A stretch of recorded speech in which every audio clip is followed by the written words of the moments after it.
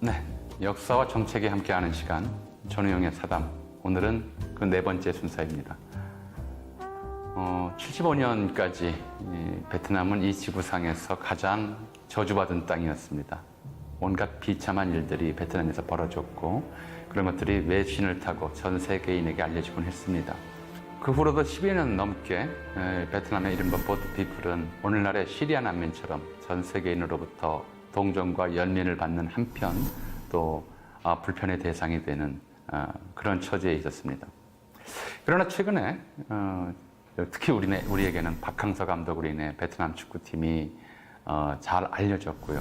또 이번 북미 정상회담 개최지로 베트남 하노이가 결정됨으로써 다시 다른 각도에서 전 세계인의 주목을 받고 있습니다. 그래서 오늘은 우리나라의 아주 드문 동남아 문제 전문가이신 아산정책연구원의 이재현 박사님을 모시고 한국과 동남아, 한국과 베트남의 관계와 그 미래에 대해서 이야기를 나누도록 하겠습니다. Chairman Kim and I will meet again on February 27th and 28th in Vietnam. 방금 전 트럼프 대통령이 하노이 개최 사실 베트남 하노이로 정해졌습니다. 이게 좋은 계기가 될 수 있죠. 남과 북과 아세안이 삼각으로 같이 협력을 할 수 있는, 그래서 지역의 평화를, 진정한 평화를 만들어낼 수 있는 계기가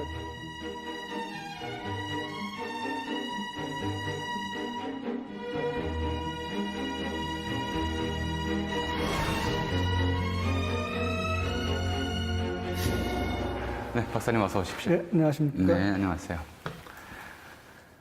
저는 이제 역사학자인데요. 역사학자들도 좀 그런 문제들이 있어요. 뭐냐면 이 긴 시간을 연구하는데 시간이 듬성듬성 떨어져 있어요. 그러니까 어떤 시간대에는 관심이 집중되고 또 어떤 시간대에는 그냥 훑고 지나가거나 아예 관심을 안 기울이고, 사실은 우리와는 지리적으로 가까우면서도 동남아시아 지역에 대해서는 그동안 우리 한국인들의 관심이 잘 가지 않는 그런 지역이었거든요. 어떻습니까? 이제 1차 북미 정상회담은 싱가포르에서 열렸고, 역시 아세안 동남아시아 국가였고요. 작은 나라지만 이제 2차 정상회담은 베트남에서 열리게 되는데, 이 동남아시아 지역이 현재의 국제 정치 상황에서, 그리고 이제 한국과의 향후 관계에서 놓고 보자면 어떤 중요성을 가지고 있으며, 또 우리가 어떤 식의 관계 맺으려는 마음, 관심을 갖는 것이 옳은지. 지금까지 한국이라는 정부, 한국 정부나 한국 사람들이 동남아시아에 대해서 가지고 있던 이제 관심, 경제적인 차원에서 관심이라는 거는 우리가 동남아에 가서 얼마나 돈을 벌 수 있을까라는 거죠. 대단히 중상주의적인 관점으로 동남아시아를 봤었고요. 그리고 지금까지 정부들에서 그런 중상주의적인 관점을 채택하는데 되게 꺼리낌이 없었어요. 아마 기억하시겠지만은 전에는 동남아시아에 가면은, 그러니까 대통령이 동남아시아에 가면은 항상 뉴스 헤드라인으로 나오는 게 세일즈 디플로머시거든요. 한국 거를 거기다 갖다 팔겠다라는 이야기밖에 안 되는 거거든요.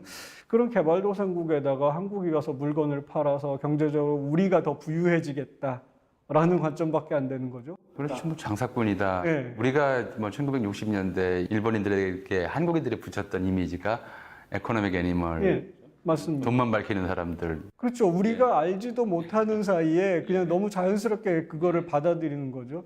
지금 문재인 정부에서 이야기하고 있는 신남방 정책, 이제 아세안하고 인도를 한국 외교의 4강 수준으로 끌어올리겠다라는 그 생각을 가지고 있는데, 여기서 이제 분명히 이야기하고 있는 부분이 뭐냐면은 경제 협력 관련해서는 선순환적인 경제 협력을 이야기하고 있거든요. 신남방 정책은 아세안과 함께 번영하겠다는 한국의 강력한 의지 표명입니다. 지난 1년 아세안 정상들과 직접 만나 비전을 공유하며 협력의 기반을 다지기 위해 노력했습니다. 그러니까 한국이 동남아시아 국가들의 경제 성장을 어떻게 지원할 것인가. 동남아시아 국가들이 그 결과로 경제 성장을 하게 되면 그것이 나중에 먼 훗날에 한국의 경제적 이익으로도 돌아올 수 있고, 우리가 동남아시아 국가들에게 옳은 일을 하는 거고, 그런 이제 좀 다른 생각을 하고 있거든요. 이제 지금 신남방 정책 어쨌든 방향 설정은 과거와는 좀 다르게 맞는 방향으로 나가고 있는 거 아닌가라는 생각도 좀 하고요. 또 동남아시아를 한국 사람들이 볼 때 무슨 생각을 주로 하냐면은 동남아시아는 개발도상국, 못 사는 나라, 더운 나라, 뭐 값싼 관광지, 그리고 그 되게 이국적인 이런 것들을 이국적인 타자로 생각을 하는 거죠, 동남아시아를. 그 한국 사람들이 그렇게 생각하는 배경에 그 반대급부로 뭐가 존재하냐면은 우리나라를 대단히 큰 나라로 보는 거죠. 그리고 우리는 그 냉전 역사 속에서 늘 이제 한반도의 이 문제를 어떻게 해결할 거냐, 주변의 강대국들이라고 하는 나라들하고 상대를 해왔거든요. 그렇게 해온 경험이 있기 때문에 우리 스스로를 너무 지나치게 강대국으로 생각하는 건 아닌가? 이제 그거에 대한 반작용으로 동남아시아의 개발도상국 같은 나라들을 좀 한국보다 한참 떨어지는, 문화적으로나 경제적으로나 이렇게 생각하는 한때는 좀 문제가 이제 있죠. 그래서 한때는 이제 우리 한국의 동남아시아를 대하는 태도가 이제 과거의 제국주의적 태도, 그것의 아류적인 태도가 아니었느냐라는 좀 반성도 있었죠. 그래서 이제 경제적 측면에서 너무 일단 경제적 이익, 그것도 단기적인 이득을 중심으로 해서 동남아를 바라보는 경향이 있다, 반성할 지점이 있다라고 지적해 주셨고요. 아마 그런 측면에서 지금 말씀하셨듯이 신남방 정책이라고 하는 것이 단지 경제적인 관계뿐만 아니라 외교적인 관계까지 포함해서 이른바 국제정치 무대에서 작은 지분을 가진 나라들 간의 발언권을 높이겠다, 이런 좀 방식이라고 봐도 되는 거겠죠. 지금 말씀하신 내용이 정확하게 그 핵심을 지적하셨는데, 국제정치 관점, 국가 간의 경쟁이라는 관점에서 볼 때 지금 아마 한국 사람들 누구나 미국, 중국 사이의 경쟁에 대해서 한국은 어느 선택을 해야 되냐, 미국 쪽으로 갈 것이냐, 중국 쪽으로 갈 것이냐, 이런 거를 놓고 이제 고민을 하고 우리의 딜레마다라고 생각을 하기 쉬운데, 사실은 한국 입장에서 우리한테 이 강대국 사이에서 선택을 해야 되는 문제는 되게 최근의 일인데요. 동남아시아랑 비교했을 때 동남아시아 국가들은 독립을 하면서부터 바로 이런 문제를 직면했거든요.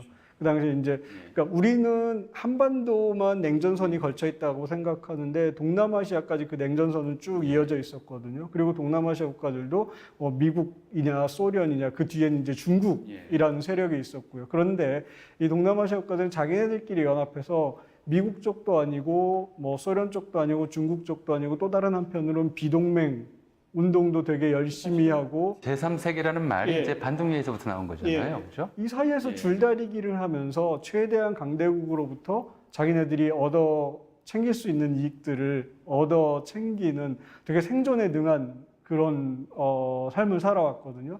근데 한국 입장에서 지금 봤을 때 강대국의 경쟁, 이거 우리 혼자 힘으로는 극복하기 어려운 거죠. 그러니까 아세안 같은 중소국가 연합들이랑 힘을 합치는 게 반드시 필요하죠. 이제 몇 가지 문제들이 좀 남아있긴 하죠. 그러니까 사실은 이제 제3세계라원이 나왔을 때부터 한국이 제3세계에 속하냐, 아니면 제1세계의 강력한 동맹의 일원으로서 그 위치를 고수해야 하느냐, 어떨까요? 뭐 사실은 지금 제3세계다, 제1세계다라는 이야기들은 지금 상황에서는 이제 많이 안 하죠. 많이 안 하는데, 한국은 뭐 쉽게 얘기하자면 제1세계 일원으로 살아온 게 사실입니다. 어쨌든 미국하고 동맹이라는 거, 북한의 위협이라는 것 때문에 살아온 게 사실인데, 지금까지 냉전 구조가 한국 사람들하고 한국 정부의 정책에 씌워놓은 그 굴레라는 게 있죠.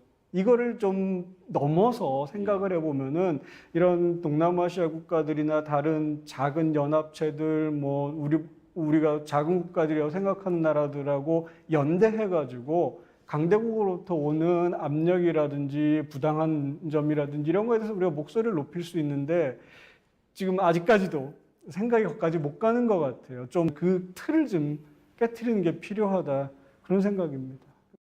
어떻게 보면 이제 동남아시아 일대도 2차 대전 당시에 일본의 침략을 받았던 지역이지 않습니까?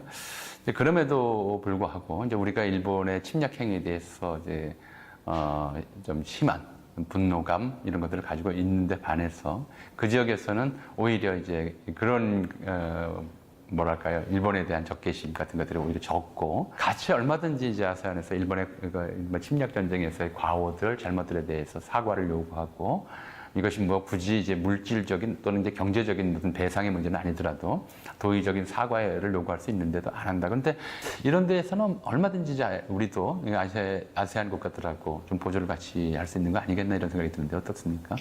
좀 왜 그럴까 동남아는 이런 거에 대해서 관심을 가진 분들이 많거든요. 한국은 이 위안부 문제라는 게 상당히 중요하고 큰 문제이고 그런데 동남아시아는 비슷한 경험을 했는데 왜 안 그럴까? 저는 그런 생각을 좀 해본 적이 있거든요.